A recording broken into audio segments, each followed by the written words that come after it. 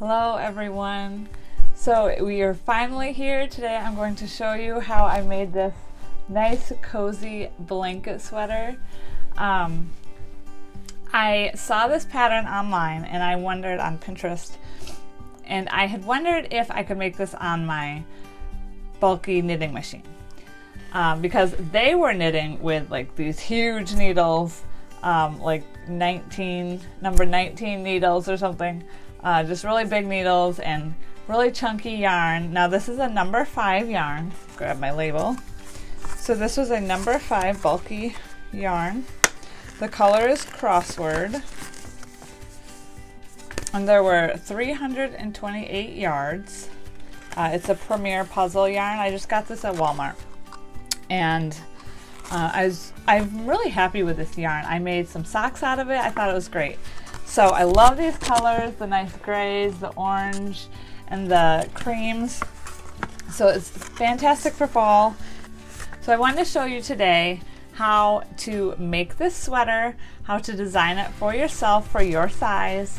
And I want to show you too, all it is a big rectangle. So here we close up the rectangle and you have some big armholes here. Now, if I were going to, I don't find this super comfortable. It's almost like it falls off your shoulders and stuff, even if, the collar's not rolled. It's just kind of a little bit awkward, but it's nice and long, and that's exactly what I wanted. The only thing, so I may add buttons like right here in the middle. If I had 2 buttons right here, I think that'd be super cute and it would stay together, and then I wouldn't constantly be adjusting it. The other thing I think I might do is close up this armhole some more, and that will probably raise it a little bit in the back, make it not quite so long, but it would be more comfortable. It wouldn't be kind of falling off. Like when I just walk around the house, I'm kind of, I'm wrapping my arms around it, crossing my arms. It's actually really cozy, especially when you're sitting down. You can kind of just cozy up with it just like a blanket. So I want to show you today how you can make one for yourself, one that fits you the way you want it to, because I definitely had to adjust this a bit, because like on a chunky machine, we're limited to the 9 millimeters between needles, so we can't change our needle size. So what I had to do was I had to change the size of the garment. So I knit this at tension 7, and my gauge was 14 stitches for 4 inches or 10 centimeters. Okay, so once you know your gauge, then you can make your sweater how you want it. So I made mine 40 inches, 40 and a half or so inches from one side of my arm to the other side of my other arm. So I figured out that I would need 142 stitches. So I wanted it 40 and a half stitches. So I took that 40.5 inches, I divided it by 4 for my 4-inch gauge, and then I multiplied by 14 because that's what my gauge was, 14 stitches per inch. Okay, so that's going across, and I got 142. Then I divided that because I don't have 142 needles on my machine. So I only have 110, and actually the 5 that are over here, those needles are shorter than my other needles. I don't know what the deal is, so I need to find some needles that actually fit the machine. So when I divided by 2, I got 71. So I wanted an odd number of stitches so that when I use my ribber, I still have my end stitches on the main bed. So you may have to adjust yours by a stitch or 2. So I made 2 pieces. You can see that there is a seam going down the back, and it doesn't bother me at all. It ends up kind of in the middle of your neck, and I just think it adds character, so I was good with that. When I started my project, I was in the middle of a ball of yarn, the same yarn that I showed you guys, and so I just started there and I went and I did it until the size that I wanted, and then I was in the middle of another ball, and so I started again. If you started from the beginning of each ball of yarn, I think you'd be fine to have something that really matched up in the back. Mine doesn't match up, and I think that's fine. Not worried about it. Okay, so what I did to start is I did my ribbing cast on, and then I did 9 rows of English rib. Because you want to end up with your machine back on the right. So that's how I got this.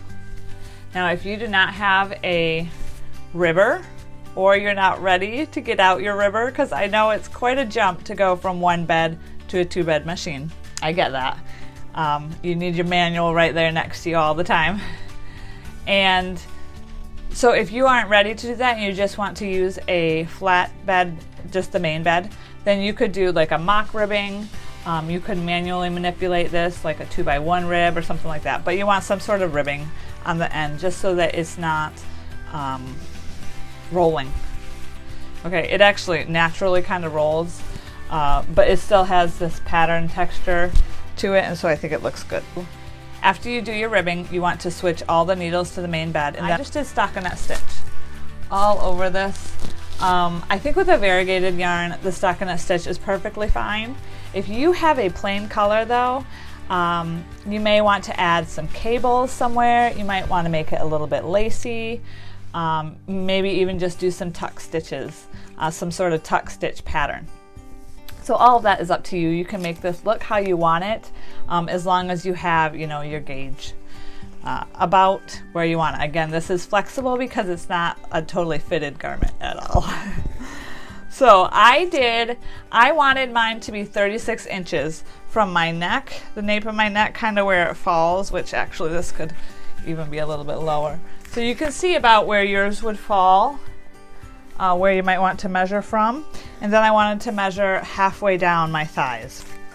And so I did about 36 inches. So I just knitted until I felt like I had about 36 inches. You know, when it's all stretched out on the machine, it's a little bit hard to tell. So, you know, you're getting close enough, right? So I did this at tension 7. You could choose a different tension. You could choose a bigger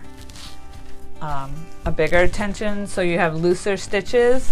I really like the way this turned out. So I did 175 rows, and then I put every other needle back onto the ribber, and I ended with 9 rows of the English rib. So be sure to end your stockinette stitches on the left side of the machine, then transfer all your stitches, end your ribbing on the right side of the machine. Then you're going to be transferring your stitches back to the main bed again and binding off with a back stitch. If you're not sure how to do that, I'll link the video up at the top. So here is how I sewed it up at the end. So since you made 2 pieces, you'll need to mattress stitch those together, and then you'll lay it out into a rectangle, and you'll just pull those corners to meet in the middle, and you can sew there. Now when I did my sewing, I did 7.5 inches, but like I said, I would probably do more. I may go back and just add some stitches there, because you can see how it's just kind of wide when I'm sitting or walking. So I think by adding making it just a little bit tighter here, it would just hang